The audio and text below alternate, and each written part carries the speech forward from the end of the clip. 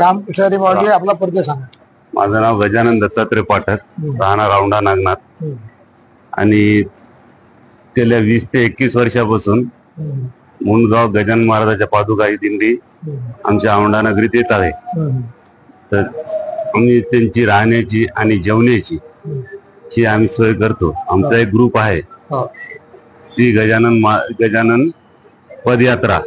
आम्ही सर्वजण मिळून त्या दिंडीची व्यवस्था, राहण्याची आणि भोजनाची व्यवस्था करतो.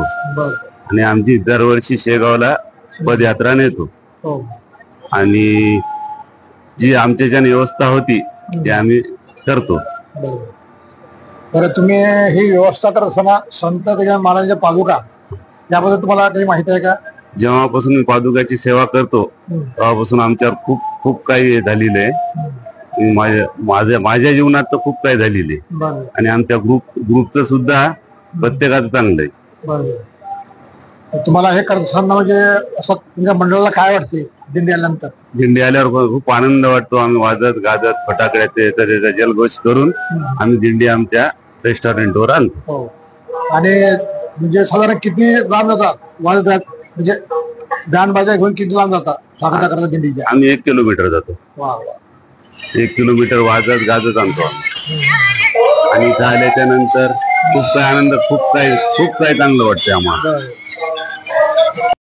वारकऱ्यांची तुम्ही व्यवस्था करता, संत गजानन महाराजांच्या पादुका आहेत, त्या पादुकांकडे पाहत असताना त्या पादुका तुम्हाला दर्शन येत असताना तुमच्या अंतरात कसा भान निर्माण होतो? साक्षात गजानन महाराज भेटले असं आता वाटते. आम्ही मुंडगावला सुद्धा गेलतो. तिथे गेल्याच्या नंतर मन असं प्रसन्न झालं की वाटलं आता 2-3 दिवस इथं तर राहावं. कारण शेगाव आणि मुंडगाव, प्रथम स्थान शेगाव आहे आणि द्वितीय स्थान मुंडगाव आहे. तर तुमच्या मंडळाला, तुम्हाला सर्वांना धन्यवाद देतो, शुभेच्छा देतो.